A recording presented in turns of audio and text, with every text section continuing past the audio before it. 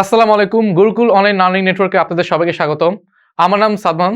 আজকে আমরা কথা বলবো হচ্ছে IELTS এর রিডিং এর আরেকটি পার্ট নিয়ে, যেটা হচ্ছে multiple choice questions, choosing among multiple answers. চলুন দেখা যাক এটা কিভাবে করা যায়। Multiple choice, how to do it. To do a multiple choice question and to answer them, we must firstly see that what the question wants or what the question says about the whole scenario. একটা কোয়েশ্চেনের মধ্যে আমাদের ফার্স্টে দেখা লাগবে যে চারটা যে point দিয়েছে, which is more relevant informed with the passage, প্যাসেজের সাথে কোনটা বেশি রিলেভেন্ট যাচ্ছে। তারপরে হচ্ছে আমাদের ওইখানে আরো দেখা লাগবে হচ্ছে যে কোন কনটেক্সটটা প্যাসেজের সাথে আরো বেশি ডিটেলসে যায়। যদি দুইটা একসাথে যায়, then we will have to investigate and analyse further and choose the perfect one, যে না এটা অ্যাকুরেটলি এই প্যাসেজের সাথে যাচ্ছে। আমরা যখন সামনে যখন প্যাসেজগুলো করব, এক্সাম্পল প্যাসেজগুলো, তখন আপনার কাছে এটা অনেক ক্লিয়ার হয়ে যাবে। তারপরে এখানে আমি যদি আপনাকে কিছু টিপস দেই, firstly always try to know how to scheme the text, যেটা আমরা আগে কথা বলেছি যে এমনি চোখ দিয়ে এমনি করে পড়ে গেলাম আমরা, খালি অত বেশি বোঝা দরকার নেই। জাস্ট ফার্স্ট টু লাস্ট একটা খালি রিডিং দিয়ে কনসেপ্টটা বুঝে গেলাম, এখানে কি কি লাগবে বা ওরা কি কি স্টোরিটা বলছে অ্যান্ড এভরিথিং। দেন আমরা কোয়েশ্চেনে যাব, ABCD পয়েন্ট দেওয়া থাকবে, সেই বা ই পর্যন্ত দেওয়া থাকবে বা এফ পর্যন্ত দেওয়া থাকবে, সেই 5-6টা বা 4-5টা পয়েন্টের মধ্যে একটা অরিজিনালটা সিলেক্ট করে দেন ওইটাকে আমরা আনসারে বসিয়ে দিব। অ্যান্ড যদি আমাদের কাছে মনে হয় যে না অনেক কিছু কাছাকাছি লাগছে বা একটু ডিফারেন্ট লাগছে কিন্তু কাহিনীটা সেম একটা আনসারের মধ্যে, what will gonna do is identify keywords. আমরা ওই কিওয়ার্ডগুলো দেখব বা কি সেন্টেন্সটা দেখব যেটার স্টোরি আনসারের স্টোরির সাথে ম্যাচ করে বা আনসারের কিওয়ার্ডের সাথে প্যাসেজের কিওয়ার্ড ম্যাচ করে। এছাড়া মাল্টিপল চয়েস করার আরো ইজিয়ার অনেকগুলো অপশন আছে, যেটা হচ্ছে আপনার ফার্স্টলি আপনি যেটা করতে পারেন, পুরো প্যাসেজটা স্কিম করবেন, প্যাসেজের ওই যে কোয়েশ্চেনের আনসারগুলো দেখবেন, ওইটার আনসার চয়েসগুলো দেখবেন যে কোনটা ওইটার সাথে রিলেভেন্ট যায়, কোন কোয়েশ্চেনে লেখা, কোয়েশ্চেনটা কি নিয়ে লেখা আছে অ্যান্ড এভরিথিং। দেন ওভারঅল আপনি ওইটাকে হচ্ছে রিড করে তারপর হচ্ছে প্যাসেজের সাথে আনসারটাকে পেয়ে ওই জায়গায় পারফেক্টলি বসায় দিবেন, ABCD বা যেটাই আসুক। কিন্তু অলওয়েজ মেক শিওর করবেন এটা যদি প্রেসাইজ হয়, বিকজ যদি আনসার যদি মনে হয় দেন ইউ শুডন্ট অ্যাটেম্প্ট। কারণ অনেক আনসার অনেক সময় মনে হবে যে না এটা মনে হয় আমার আনসার, কিন্তু অ্যাকচুয়ালি কিন্তু এটা আনসার না। অনেক ডিপার মিনিং প্যাসেজে আছে যেটার জন্য আনসারে মনে হচ্ছে যে এটা আনসার, কজ এটা অনেক ওপেনলি দেখাচ্ছে, বাট ডিপার মিনিংয়ে অ্যাকচুয়াল আনসার হচ্ছে আরেকটা। সো অলওয়েজ এগুলো মাথায় রাখবেন। একটা কাজ করে আমরা একটা স্যাম্পল দেখি, তাহলে আমাদের এটা আরো ইজিয়ার হয়ে যাবে।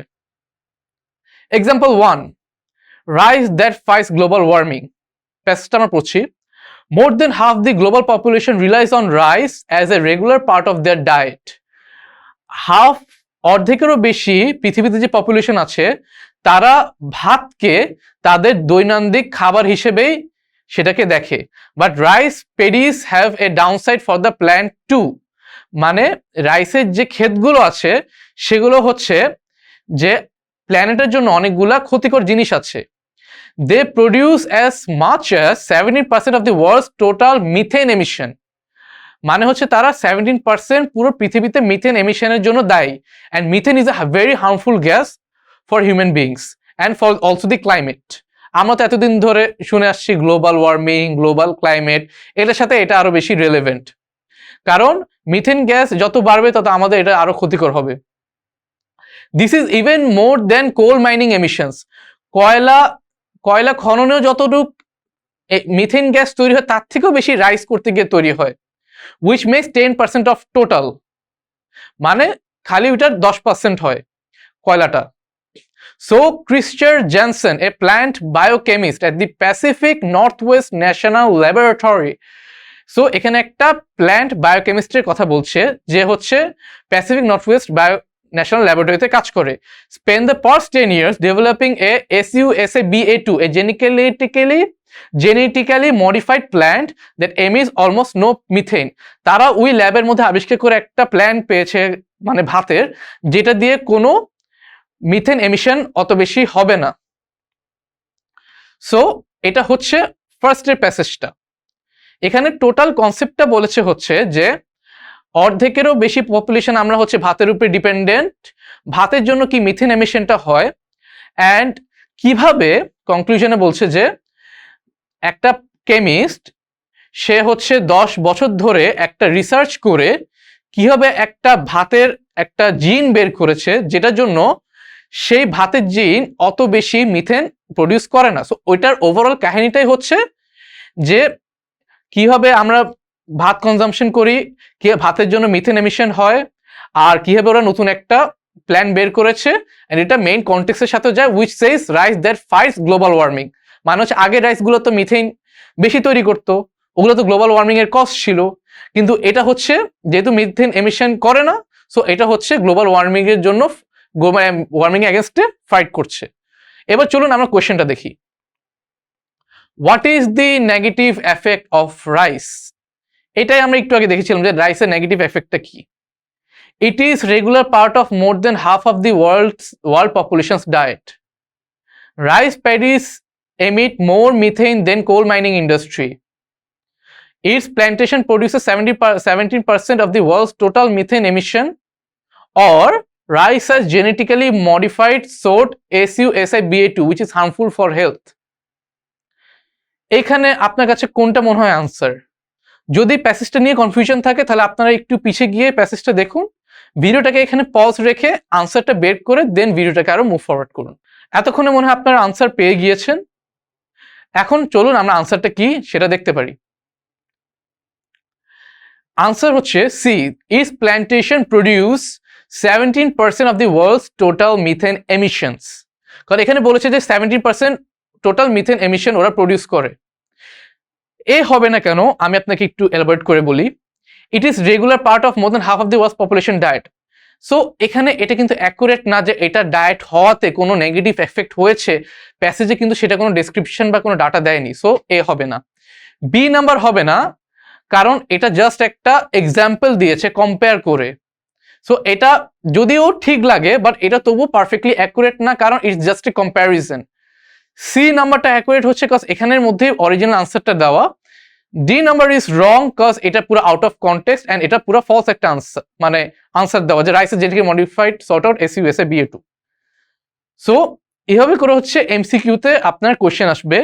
এটা একটু ইজি ছিল, আমরা একটু আরো টাফারের দিকে যাই। Now let's talk about Mona Lisa. Mona Lisa is a very famous painting by Leonardo da Vinci. আমরা ইউজুয়ালি সবাই বলতে গেলে মোনালিসার ব্যাপারে জানি যে এটা একটা ফেমাস পেন্টিং, এটা কিভাবে হয়েছে, কে করেছে, এগুলো আমাদের কম বেশ সবারই জেনারেল নলেজটা আছে। চলুন আমরা এটার প্যাসেজটা পড়তে পারি। One of the most famous works of art in the world is Leonardo da Vinci's Mona Lisa. Nearly everyone who goes to see the original will already be familiar with it from reproductions, but they accept that fine art is more rewardingly viewed in its original form. এখানে ফার্স্টে বলেছে one of the most famous artwork in the world is Leonardo da Vinci's Mona Lisa। সেটা তো আমরা বুঝতেই পারছি। Nearly everyone যারা এই আর্টটাকে দেখতে যায় তারা আগে থেকে আর্টের সাথে ফ্যামিলিয়ার হয়, কারণ এগুলা ইউজুয়ালি রিপ্রোডাকশনটা দেখেছে। রিপ্রোডাকশন মানে হচ্ছে মেবি এটা কপিটা দেখেছে বা ডুপ্লিকেটটা মেবি ইন্টারনেটে গুগলে সার্চ দিয়ে অ্যান্ড এভরিথিং। কিন্তু তারা but they accept that fine art, মানে কিন্তু তারা ওই অরিজিনাল আর্টটাকে আরো দেখাটাকে আরো বেটার ফিল করে and they find it more rewarding, যে না ওই অনলাইনে পিকচার দেখার থেকে রিয়েল লাইফে দেখাটা is way more better. However, if Mona Lisa was a famous novel, few people would bother to go to a museum to read the writer's actual manuscript rather than a printed reproduction. এখানে বোঝাচ্ছে যে এটা যদি এখন যদি সে novel হতো, কেউ কিন্তু ওই মিউজিয়ামে গিয়ে তার লেখাটা পড়তো না, তারা ওই অনলাইন থেকে যদি লেখাটা পায় সেটাই পড়তো, কারণ তারা ইউজুয়ালি ভাবে যে এটা তো দুইটাই তো similar.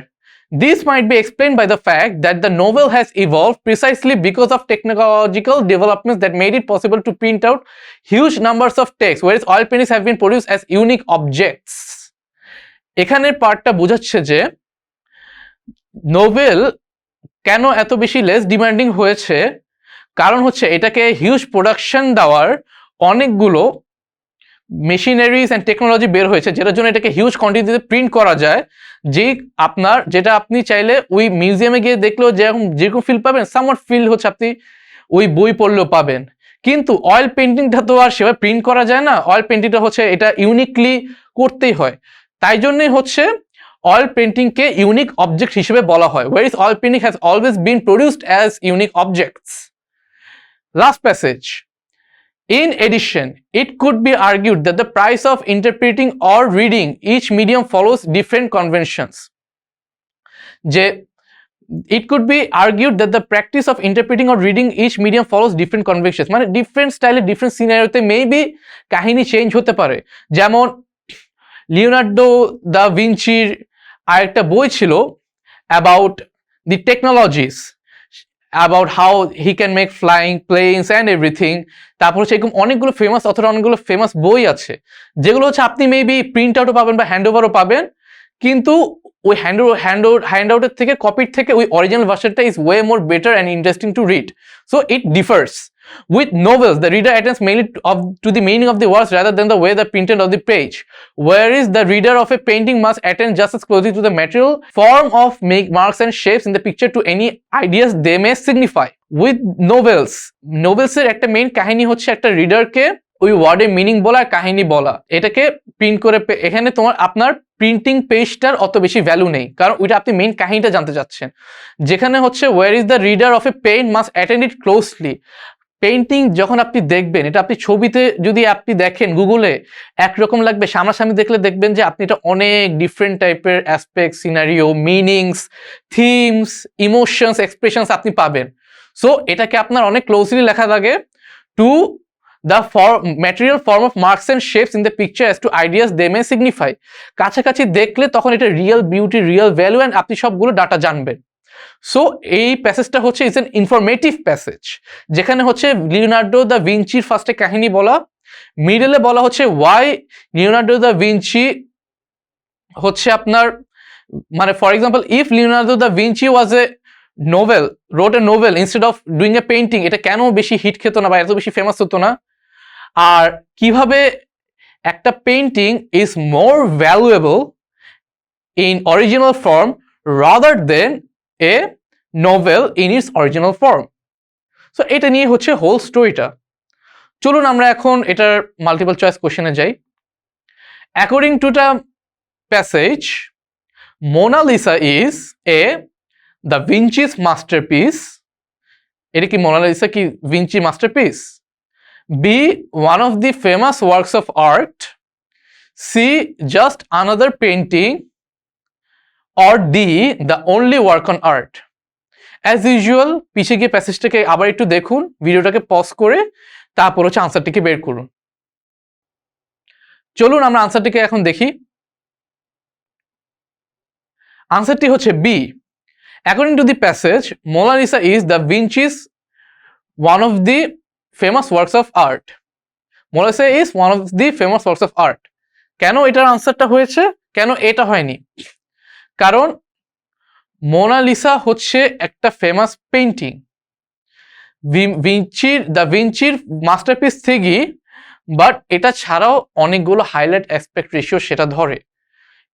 Mona Lisa is one of the famous works of art, তারপরে হচ্ছে আপনার it has a high significance and everything, সেটার জন্য B is the correct answer. A হবে না দ্য ভিঞ্চিস মাস্টারপিস, কারণ এটা ছাড়াও অনেকগুলো পেইন্টিং ছিল Vinci which was also famous. Just another painting এটাও না। তারপর হচ্ছে the only work on art, না এটা ছাড়া দা ভিঞ্চি অনেকগুলো পেইন্টিং করেছিল আগে। So B is the answer. Let's look into the another question. Why do people want to view art in its original form? একটু আগে আমরা পড়েছিলাম। কোয়েশ্চেনটি আগে ফিল আপ করুন আনসারটি, দেন আমরা তাহলে এটার আনসারটা চেক করি। আনসারটি যদি এতক্ষণে বের করে থাকেন তাহলে চলুন আমরা এখন পরের আনসারটি বের করি। আগে কোশ্চেনটা পড়ে নিই। Why do people want to view art in its original form? A, they can appreciate art better in its original form. They are tired of viewing duplicates. C, both A and B. D, none of the above. C মানে হচ্ছে কি A R B mix করে, একটা খালি না, দুইটাই হতে হবে, correct. Or D non of the above মানে হচ্ছে যে এ বি সি তিনটা যে আছে তিনটা ইনকারেক্ট। চলুন দেখি আনসার কোনটা। আনসার হচ্ছে দে are tired of viewing duplicates.